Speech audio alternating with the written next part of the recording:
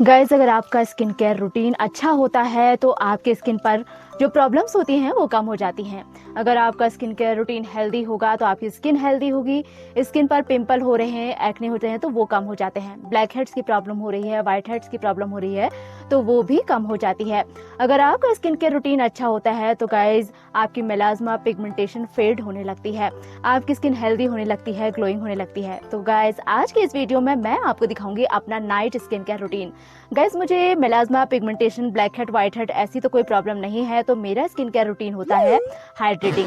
सर्दियां चल रही हैं तो मैं अपना स्किन केयर रूटीन रखती हूँ एकदम हाइड्रेटिंग, ताकि मेरी स्किन एकदम हाइड्रेट रहे, प्लम्पी रहे, यूथफुल रहे। यहाँ मैंने मेकअप किया हुआ है तो गाइस सबसे पहले मैं अपने मेकअप को डबल क्लेंस मेथड से क्लीन करूंगी। गाइस, अगर आप सनस्क्रीन भी लगाते हैं तो आपको अपना मेकअप रिमूव करना है, डबल क्लेंस आपको करना ही करना है। मैं अपने मेकअप को रिमूव करने के लिए यहाँ यूज कर रही हूँ डॉट एंड की के क्लेंजिंग बाम का। आपके पास जो क्लेंजिंग बाम है या फिर क्लेंजिंग ऑयल है, जिससे चाहे आप अपना मेकअप रिमूव कर सकते हैं। अगर आपके पास क्लेंजिंग बाम नहीं है, क्लेंजिंग ऑयल नहीं है, तो सिंपल आप ऑलिव ऑयल या फिर कोकोनट ऑयल लें और उससे भी आप अपना मेकअप रिमूव कर सकते हैं। या फिर मेकअप नहीं किया, सनस्क्रीन लगाया है तो भी आपको डबल क्लेंस करना ही करना है। तो मैं यहाँ ले रही हूँ डॉट एंड की का क्लेंजिंग बाम। गाइस, मैंने यहाँ लिया है ये क्लेंजिंग बाम। अब इससे मैं अपने चेहरे पर 2 मिनट तक मसाज करूंगी। इसे लगाने से मेरा जितना भी मेकअप है वो मेल्ट हो जाएगा और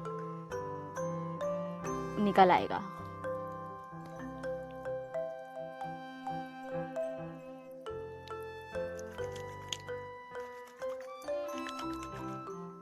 क्लेंजिंग बाम लगाने के बाद आपको अपने चेहरे पर मसाज करनी है, ताकि जितना भी मेकअप आपने किया है वो सारा मेल्ट हो जाए।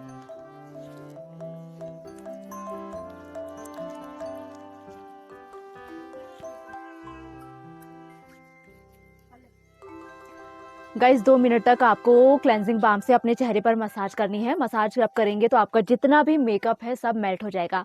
2 मिनट तक क्लेंजिंग बाम से मसाज करने के बाद अब आपको अपने हाथ में थोड़ा सा पानी लेना है और फिर से क्लेंजिंग बाम के ऊपर मसाज करनी है, जिससे आपका जो क्लेंजिंग बाम है वो इमल्सिफाई हो जाएगा। जब आप क्लेंजिंग बाम को पानी के साथ मिक्स करेंगे तो ये जितना भी क्लेंजिंग बाम है वो इमल्सिफाई हो जाएगा। अब आपने मसाज किया, अब आप इसे अपने चेहरे को धो लेना है। गाइस, यहाँ मैंने फर्स्ट क्लेंस कर लिया है। जितना भी मेकअप मेरे फेस पर था वो सब निकल गया है। अब मैं करूंगी अपना सेकंड वॉश। यहाँ मैं अपना रेगुलर फेस वॉश यूज करूंगी। यहाँ मैं यूज कर रही हूँ डॉट एंड की का barrier repair hydrating face wash. आपके पास जो फेस वॉश है आप वो यूज कर सकते हैं। फेस वॉश आपको लेना है, 2 मिनट तक मसाज करनी है।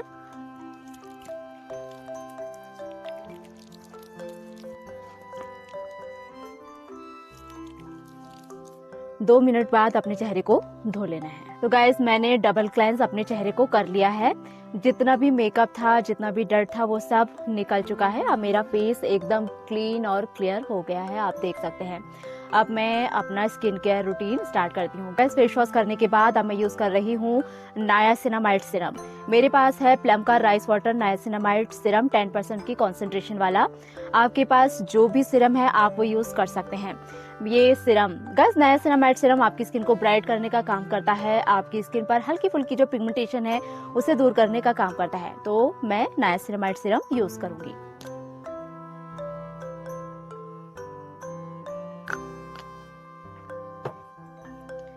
इसमें राइस वाटर भी है तो आपकी स्किन को लाइट करेगा, ब्राइट करेगा और वाइट करने का भी ये काम करता है।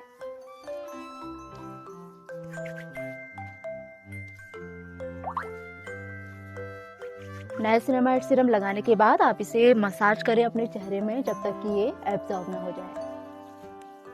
गाइज, अगर आपकी स्किन हाइड्रेटेड होती है तो आप सिंगल एक सीरम भी यूज करते हैं तब भी आपके चेहरे पर ग्लो आ जाता है। जैसे मैंने सिर्फ नायासिनामाइड सीरम यूज किया है और मेरा चेहरे पर ग्लो आ गया।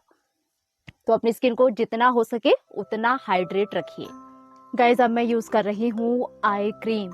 अगर आपको आई पफिनेस की प्रॉब्लम रहती है, आई रिंकल्स की प्रॉब्लम रहती है या फिर डार्क सर्कल की प्रॉब्लम रहती है तो आप अपने स्किन के रूटीन में आई क्रीम को भी शामिल कीजिए।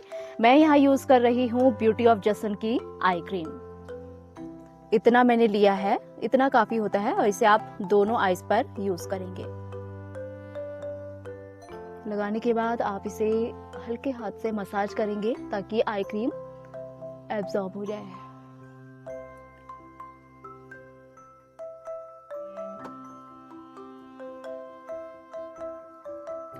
तो लगा लिए मैंने eye cream. Guys, niacinamide serum लगाने के बाद, आई क्रीम लगाने के बाद अब मैं यूज़ करूँगी कॉपर पेप्टाइड। यहाँ मैं यूज़ कर रही हूँ द ऑर्डिनरी का 1% copper peptide multi peptide serum. ये आपकी स्किन को एकदम हाइड्रेटेड कर देता है, ये एंटी एजिंग प्रॉपर्टी भी देता है। अगर आपकी स्किन बहुत ज़्यादा डिहाइड्रेटेड है, स्किन पर रिंकल है, तो ये उनको भी दूर करने का काम करता है। तो नायासिनामाइड सीरम लगाने के बाद मैं यूज़ करूँगी कॉपर पेप्टाइड।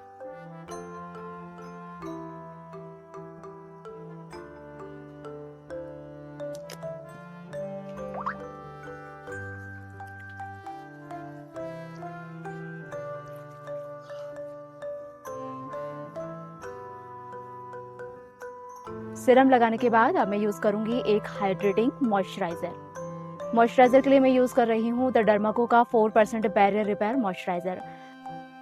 गाइस, अगर किसी वजह से अगर आपकी स्किन डैमेज हो जाती है तो आप सेरामाइड बेस्ड मॉइस्चराइज़र लगा सकते हैं। ये आपके बैरियर को, स्किन की जो लेयर होती है जो डैमेज हो जाती है उसे रिपेयर करने का काम करती है। तो मैं ये डर्माको का बैरियर रिपेयर मॉइस्चराइज़र यूज़ कर रही हूँ। मैंने लिया है, इसी को मैं लगाऊंगी।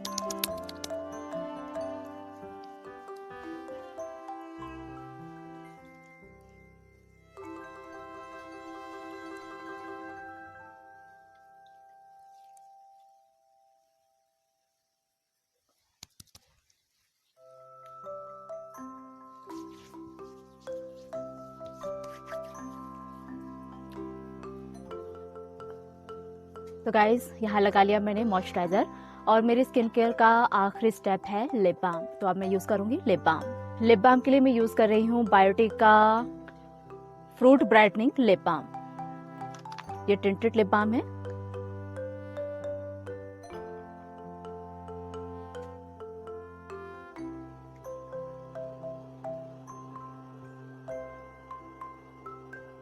तो गाइस, यहाँ पूरा होता है मेरा नाइट स्किन केयर रूटीन।